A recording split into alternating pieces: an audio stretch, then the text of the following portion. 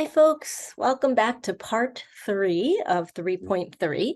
And in this video, we're going to take a look at intercepts of polynomial functions as well as extrema of polynomial functions. Okay, so intercepts. The y-intercept is the point at which the function has an input value of 0. Okay, now an input value of 0 really means that x is 0, and then I get a number out for my y, okay? So our y-intercept has an input value of 0, and that's the 0 right there. In contrast, all right, the x-intercepts are the points at which the function has an output value of 0. All right, so those two are a little bit different. X-intercepts has an output value of 0.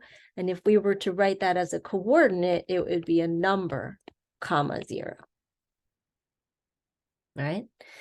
Now, it turns out that no matter what our function it looks like, what kind of family it is, we can still find our x and y intercepts using this method, okay? So we're going to go ahead and find our x and y intercepts, for example, 9. Okay. Now, one thing I want us to notice about example 9 is this, my friends, is in standard form.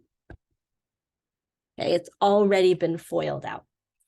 And in standard form, I argue that it's actually easier to go ahead and find the y-intercept first. Okay, now you don't have to do that, but I find that it can be easier to do that one first.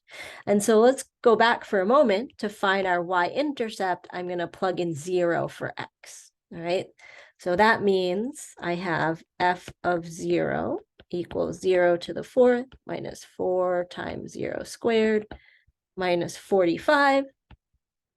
And so when I go ahead and add everything together, 0 minus 45 gives me negative 45.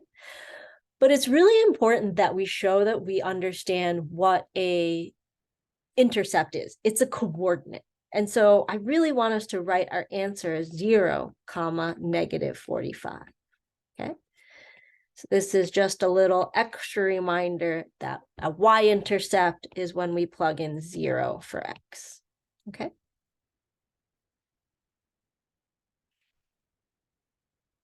All right. Now that we found the y-intercept, let's go ahead and find the x-intercepts. All right. So for our x-intercepts, we want to go ahead and set our output values to 0. So what that means is we don't want to have f of 0, but rather we want to have 0 equals x to the 4th minus 4x squared minus 45. Okay. Now, this actually calls upon a strategy called factoring. All right. So if you are not comfortable with factoring or you're not sure what that is, please make sure you go back to the lessons in 3.2 that talk about factoring, okay? I know that we can use quadratic formula for some things, but for the purposes of this class, I really want to make sure we know how to factor. I will be asking us to solve problems specifically using factoring. So I just want to be really upfront about that, okay? So when we factor this, all right, because this power is actually twice this power, we can think about this almost like a quadratic, okay? And so we want to think about numbers that add to make negative 4, but subtract or multiply to make negative 45, okay? So let's think about numbers that add to make negative 4, but multiply to make 45. I've got 9 and 5, but if I make the 9 negative, then negative 9 plus 5 will give me negative 4. All right, so that means I've really got 0 equals x to the 4th minus 9x squared plus 5x squared minus 45. Okay, let's shrink this a little bit. Give ourselves a little bit more room. All right, now I can factor by grouping. I can take the first two and then the second two.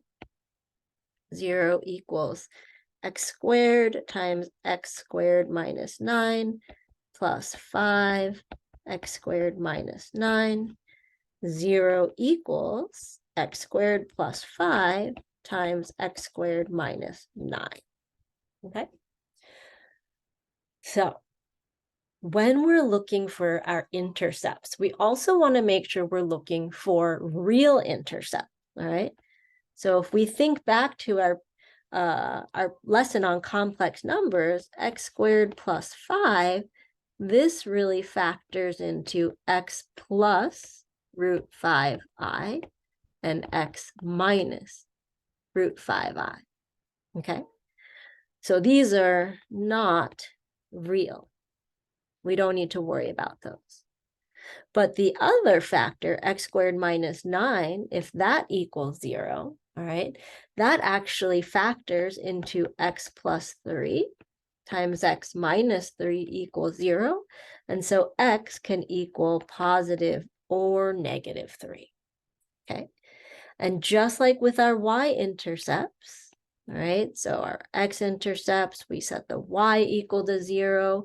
All right, we want to make sure that we write our answer as a coordinate. And so our two answers would be negative 3, 0 and positive 3, 0. All right, so we've got our y-intercepts and our x-intercepts. All right, let's take a look at number 10, all right? So unlike the previous problem, this is not in standard form. This is actually in factored form. All right, and factored form is actually, I think, easier to use.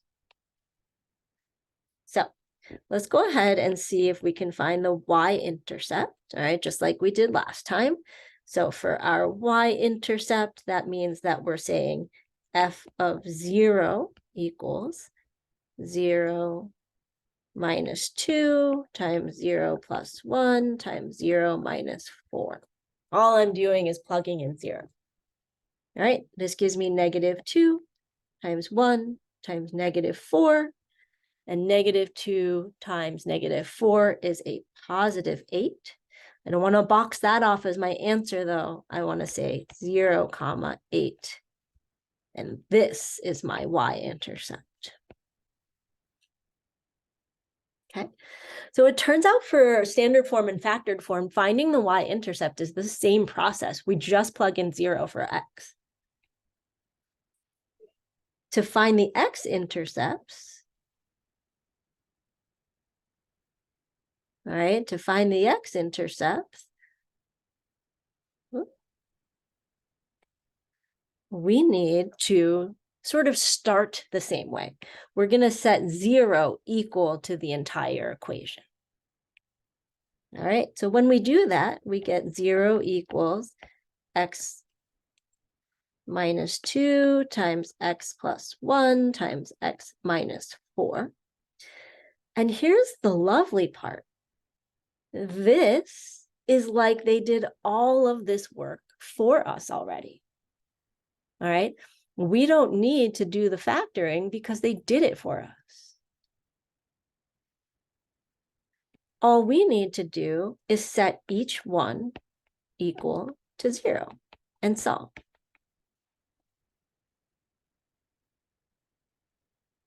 All right, x is going to equal 2, x is going to equal negative 1, and x is going to equal 4. But we want to write these all as the coordinates that they're meant to be. So 2, 0, negative 1, 0, and 4, 0. All of these zeros remind us that the x-intercept has a y value of 0. And so we have our x-intercepts here, okay? So I would say that if there's anything in here that's feeling tricky, it's probably this factoring piece, and it would be really important that you practice that and make sure you really get a handle on it, okay? All right, let's move on to extrema of polynomial functions. All right, so let's read a little bit. Most polynomial functions have something called a turning point. All right, and it's a turning point is just a point on the graph where we change direction. Right, so maybe instead of going up, now we turn and we're now coming back down. Okay. Or alternatively, maybe our function's going down and then it turns and starts to go up. All right. So on each graph, we're just going to draw a picture. Over here, I'm going to show a turning point like this. All right. And over here, I'm going to show a turning point like this. All right.